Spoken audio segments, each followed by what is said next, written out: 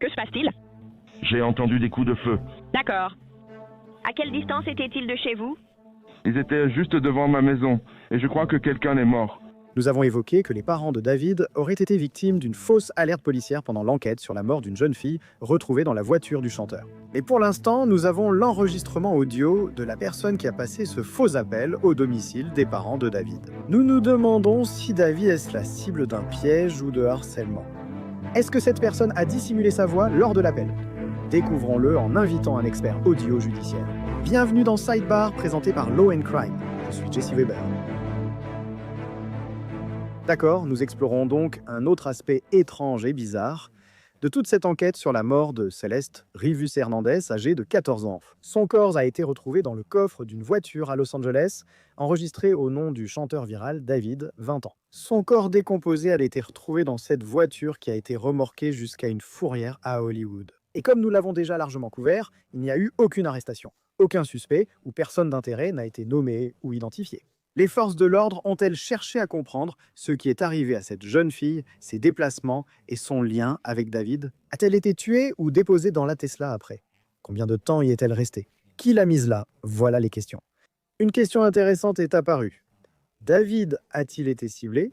Veut-on lui faire porter le chapeau? Est-ce qu'on essaie de l'accuser à tort? Et il y a eu ce récent incident présumé de swatting chez ses parents au Texas.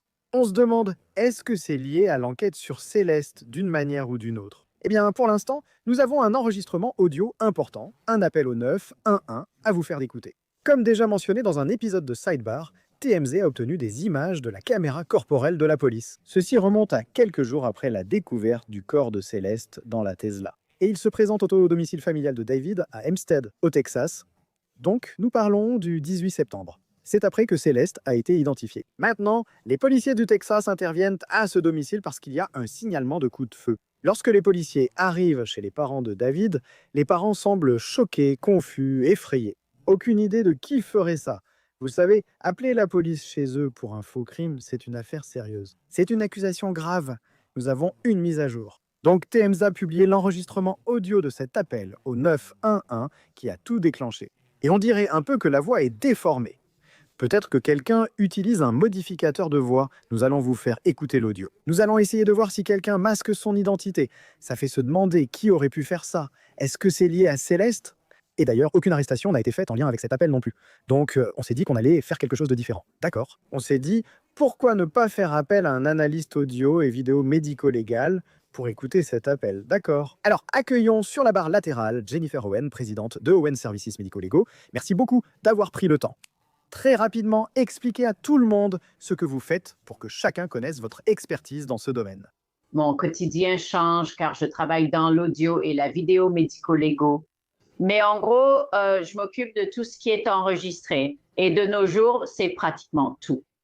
Et je m'occupe soit de l'authenticité de ces enregistrements audio ou vidéo, soit comme on peut le voir avec l'intelligence artificielle d'aujourd'hui, de ce qui est réel ou non, et de la provenance ou de l'intégrité des fichiers lorsqu'elles sont remises en question.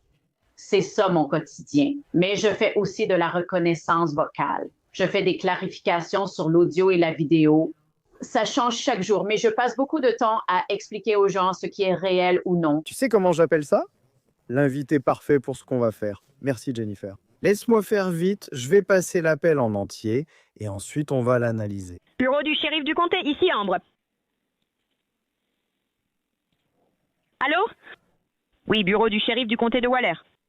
Allô, j'ai besoin d'aide. D'accord, que se passe-t-il? Où êtes-vous? Oh, mon adresse est... D'accord, que se passe-t-il? J'ai entendu des coups de feu. D'accord. À quelle distance étaient-ils de chez vous? Ils étaient juste devant chez moi, et je crois que quelqu'un est mort. D'accord, comment vous appelez-vous? Répétez s'il vous plaît. Comment vous appelez-vous? D'accord, quel est un bon numéro de téléphone pour vous, monsieur?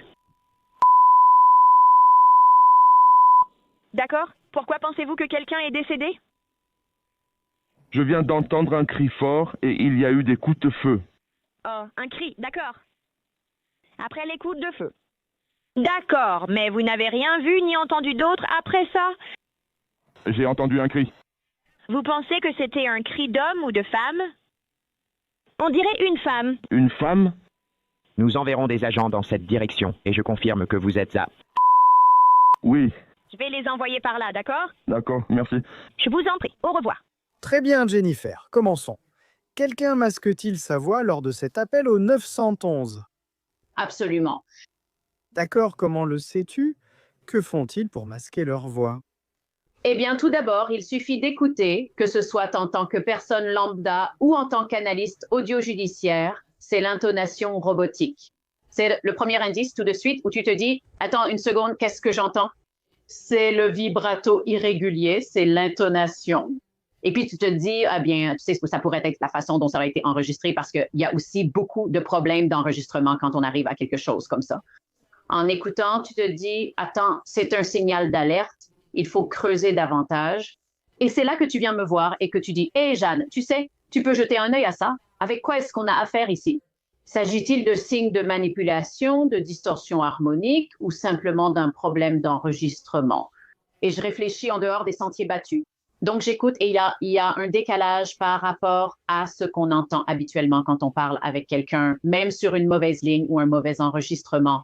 Alors allons un peu plus loin. Je vais donc vous demander la provenance, l'intégrité et l'enregistrement source, d'où nous avons obtenu cela. Et cela soulève un problème dans votre domaine parce que vous enquêtez constamment sur les chercheurs de vérité. Les personnes qui veulent dire la vérité viennent toujours me voir et me demandent « Est-ce que je peux diffuser ça à l'antenne et être absolument sûr de ce que je dis ici? » Cela nous amène à « J'ai eu un signal d'alerte car je l'ai écouté. » Je vais demander à la personne qui m'a remis cet enregistrement ce qu'elle pense de son intégrité. Voici le problème. Quand cela arrive aux enquêteurs, chercheurs de vérité ou spécialistes en criminalistique, cela a déjà été manipulé par des millions de mains. Et il a été téléchargé, téléversé, il a été ici encodé, transcodé et réemballé dans tous les sens possibles. Vous analyseriez les métadonnées et les infos du média, iriez sous le capot, vérifieriez les données hexadécimales pour vous demander d'où cela vient-il? Peut-on faire confiance à la source? La plupart du temps, non. Donc, quand vous récupérez des choses sur Internet, en général, les métadonnées sont effacées. C'est ça. On n'a rien pour travailler. Il faut donc creuser davantage. Laissez-moi juste revenir en arrière, une seconde. En mettant de côté, vous savez, la source d'où ça vient, le fait que ça ait été publié sur Internet, maintenant tout le monde l'entend. Juste pour être clair sur un point, quand vous écoutez cet enregistrement, est-ce que vous suggérez premièrement qu'il s'agit d'une vraie personne utilisant une technologie pour masquer sa vraie voix, ou bien est-ce que c'est généré par l'intelligence artificielle? Eh bien, ça pourrait être l'un ou l'autre, mais d'après mon expérience, et vous savez, 30 ans à faire ce métier, ça ressemblait à un modificateur de voix pour moi. Cela ressemblait à un modificateur de voix, car tout dépendait de la hauteur de la voix. Et pour ceux d'entre vous qui sont à la maison, c'est très simple. La hauteur, c'est à quel point votre voix peut monter ou descendre. Et ça, c'est vraiment facile à changer, vraiment facile à changer. Vous pouvez le faire avec, vous savez, une application gratuite, une application à 99 centimes. Vous pouvez le faire avec un logiciel d'analyse médico-légale. Vous savez, si vous faites de la musique, vous pouvez le faire. Vous pouvez le faire sur votre WavePad. Vous pouvez le faire sur n'importe quoi. Donc, la hauteur, c'est essentiellement le degré de grave ou d'aigu de la voix. Et c'est la façon la plus simple de commencer. J'ai un échantillon à vous montrer pour prouver la facilité et comment, en le voyant, on peut penser c'est notre premier indice. Et c'est le premier signal d'alerte. Je vais mettre ceci dans un logiciel médico-légal et je vais simplement examiner les formats de la voix et me demander, tiens, comment cela a-t-il été fait? Donc est-ce que tu es en train de dire que c'est peut-être comme ça que la voix a été modifiée, en utilisant cette technologie, ce programme? C'est ça que tu es en train de nous montrer? C'est tout à fait possible. D'accord, alors montre-le nous.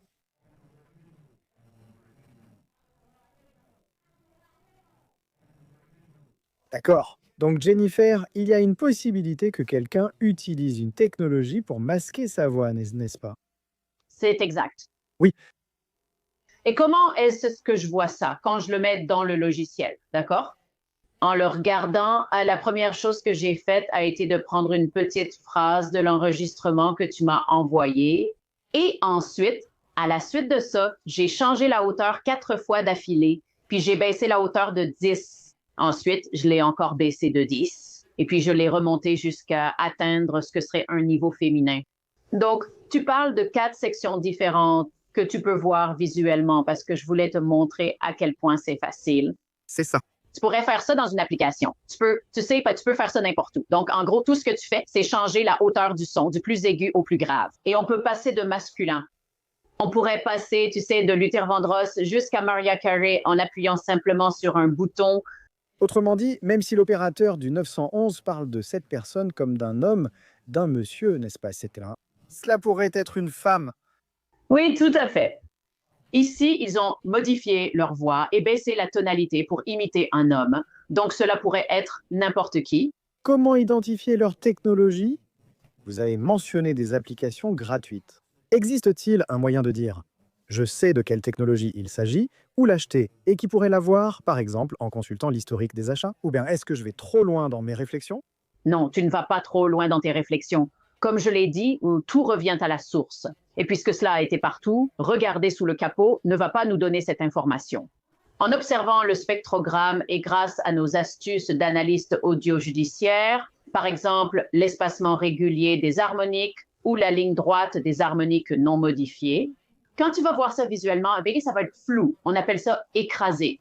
C'est flou, c'est brouillé. Selon l'endroit où il place la hauteur, les formants inférieurs et la fréquence fondamentale restent basses. Elles restent dans la plage. Donc, c'est comme ça que je sais que, en gros, quelqu'un a utilisé une application ou un logiciel qui est disponible partout ou qui est sur leur iPad s'il le voulait. Et je vais juste augmenter la hauteur ou je vais la baisser. C'est vraiment aussi simple que ça. Maintenant, voici la question à $1 million. D'après ce que vous avez vu, y a-t-il un moyen d'identifier cette personne? Et je m'excuse pour cette question. Je ne sais même pas s'il existe une base de données de voix, s'il y a un moyen de prendre la voix de quelqu'un qui n'est pas modifiée. Vous la mettez quelque part et vous dites « je peux être capable d'identifier qui est cette personne ». Je suis désolé si c'est une question naïve, mais premièrement, est-ce qu'il existe un moyen de déterminer la vraie voix de cette personne et d'être capable d'identifier qui elle est? Eh bien, c'est la question médico-légale. Et vous savez quoi? Malheureusement, vous allez obtenir la réponse suivante. Ça dépend. Cela dépend encore de la source et de la fiabilité de l'enregistrement. Ce que je peux faire et ce que j'ai montré dans cet exemple, c'est que je vous ai montré comment je peux partir de l'enregistrement que vous m'avez donné, comment je l'ai modifié et comment je peux le ramener exactement à ce qu'il était avant. Donc, la réponse dépend. Si j'avais cet enregistrement original et que nous avions, vous savez, un suspect présumé ou une ou deux personnes d'intérêt, si j'ajustais la hauteur à la même fréquence et que nous avions une fréquence correspondante, cela formerait un groupe de suspects intéressants. C'est un excellent point, c'est un excellent point. Maintenant, laissez-moi juste le dire. Si tout ce que les forces de l'ordre ont à ce stade, c'est simplement cet appel au 911 qui est potentiellement déformé, ils n'ont aucun suspect. Ils ne peuvent identifier l'auteur de l'appel. La probabilité d'utiliser cela pour retrouver quelqu'un, c'est mince? Très mince. Très mince, d'accord. Au fait, les forces de l'ordre, est-ce qu'elles ont des outils spécifiques, vous savez, en plus de ce que vous avez décrit, pour identifier la voix ou pour pouvoir localiser cette technologie? Il ne s'agit pas d'identifier la voix à ce stade. Et vous savez, chaque région ou district de police est différent. Mais est-ce qu'ils ont des logiciels à leur disposition pour, vous savez, étudier l'acoustique audio et ainsi de suite? La plupart en ont. Sommes-nous au point d'identifier quelqu'un avec ce que nous avons? Je ne pense pas. Au fait, la pause. Avez-vous remarqué la toute première quand l'opérateur dit un allô? Y a-t-il quelqu'un? Un silence précède la voix. Je voulais juste savoir si cela vous a apporté quelque chose. Quelqu'un active-t-il cette technologie ou vérifie-t-il? J'ai cru que cette pause était importante. C'est significatif parce que dans la plupart des cas, vous savez, et je ne veux pas dire que c'est ce qui s'est passé avec certitude parce qu'on ne sait pas, mais dans la plupart des cas, j'appelle ça la maladresse. Ces personnes prennent 1 ou 2 secondes pour vérifier que ça fonctionne vraiment. Donc, il y a ce moment de pause, ce silence gênant où on se dit « D'accord, appuyons sur le bouton démarrer ou le bouton lancer ou peu importe ». À force de faire ça si longtemps, il y en a beaucoup. D'accord, j'ai trouvé cela fascinant. Nous verrons bien. Jennifer Owen, merci beaucoup pour votre temps et bravo pour votre incroyable travail. Et j'imagine qu'avec l'avènement de l'intelligence artificielle, vous risquez d'être très occupé dans les années à venir. Alors merci beaucoup. Non, merci de m'avoir invité. J'apprécie. Maintenant, laissez-moi juste ajouter un peu plus ici, d'accord? Je vais vous donner un peu plus de contexte. Nous avons la vidéo de la caméra corporelle lorsque les policiers sont arrivés chez les parents de David. Je sors pour te couvrir. Attends-moi, je vais couvrir ça.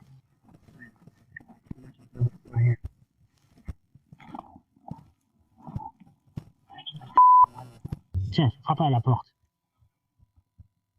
Nous avons reçu un appel d'ici. On disait que quelqu'un était mort.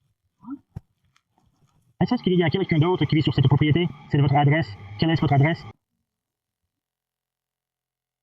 C'est ça. Nous avons reçu une adresse après un coup de feu et des cris de femmes.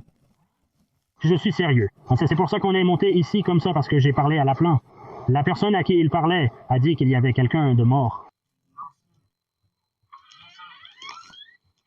Les agents ont dégainé leurs armes, pensant déjà à un mort. Les parents de David semblent vraiment très confus. Ils n'ont pas l'air de comprendre ce qui se passe ici. Ils ferment la porte, puis cela arrive. Madame, il faut qu'on comprenne ce qui se passe pour qu'on puisse partir, d'accord? On a établi le contact. Ils disent qu'il ne s'est rien passé. Elle ferme la porte et appelle le 911.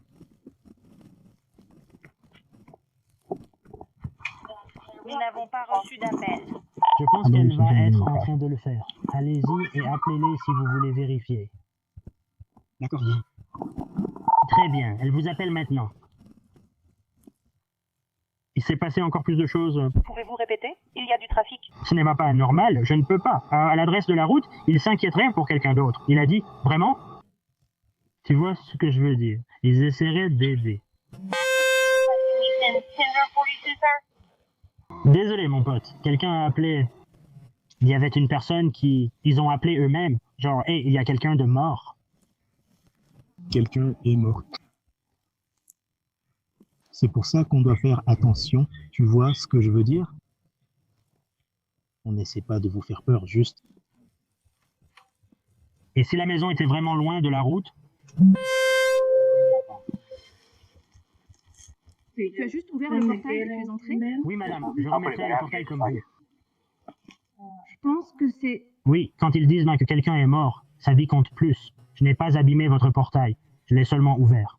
Et c'est là qu'ils commencent apparemment à se demander « Attendez une seconde, est-ce que c'est une blague ?» Les parents de David sont-ils victimes d'une fausse alerte où quelqu'un fait un faux signalement à la police pour les tromper et envoyer des agents chez quelqu'un?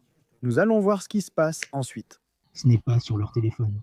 Et ce n'est pas ça. Ce n'est pas un Texas. Oui, c'est un numéro hors de l'État. Quelqu'un se moque de nous. Quelqu'un se moque. Peu importe qui c'était, ça a été localisé ici parce que d'où qu'ils appellent, ça se localise et ça l'envoie au standard. Et donc, en fait, chaque fois que tu appelles le 911, où que tu sois, ça envoie comme un signal qui permet au... C'est comme ça qu'ils connaissent son adresse. Et cette adresse est apparue pour ce numéro? Je pense, madame, qu'il était là. Quelqu'un est sur ma propriété? C'est possible, nous allons vérifier. Oui, s'il vous plaît. Alors, nous allons faire un tour. Donnez-moi un aperçu. À quoi ressemble la propriété? S'étend-elle plus loin dans la vallée? Non, elle ne va pas plus loin en arrière. C'est juste ici?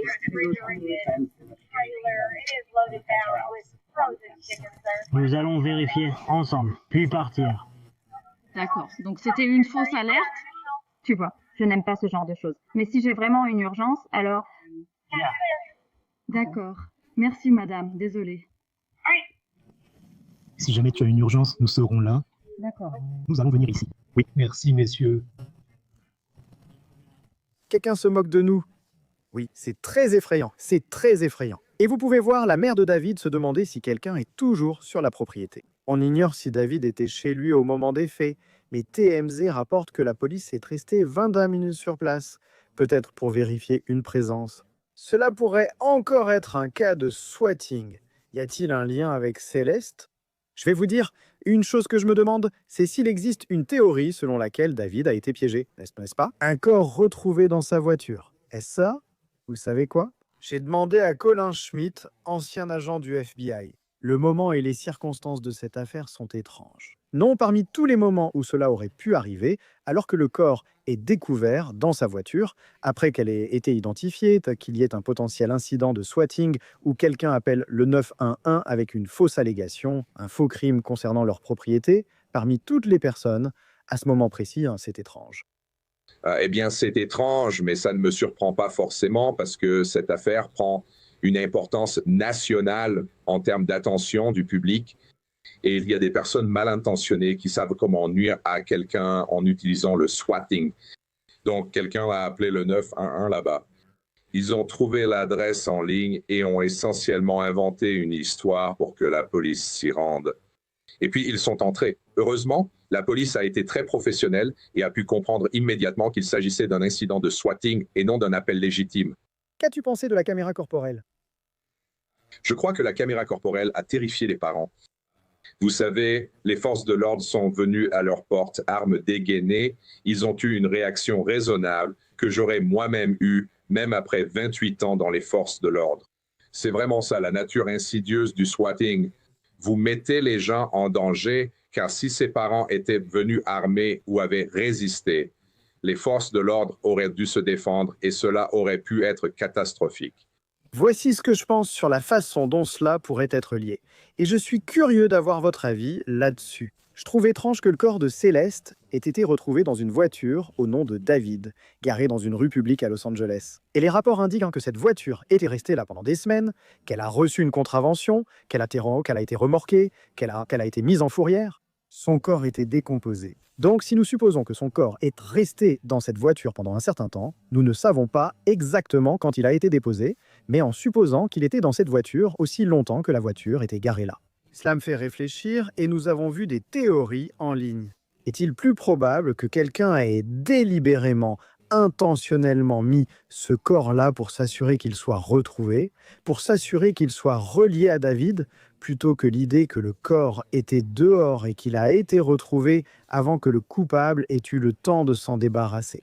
Maintenant, si j'accepte cela, s'il y avait cette idée d'incriminer David s'il est visé, est-il possible que cet appel de swatting présumé ait été fait avec la même intention, par la même personne? Y a-t-il un lien de cette façon, ou est-ce que je vais trop loin? C'est possible, mais pas probable. Il semble simplement que quelqu'un harcelait sa famille à travers cet appel.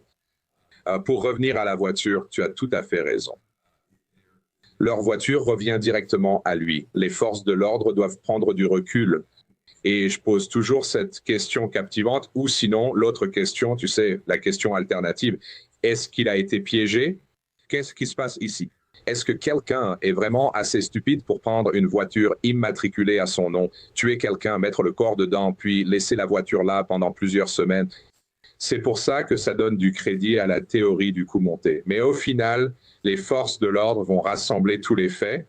Et maintenant, à cause du swatting, le FBI va probablement s'impliquer selon l'origine de l'appel.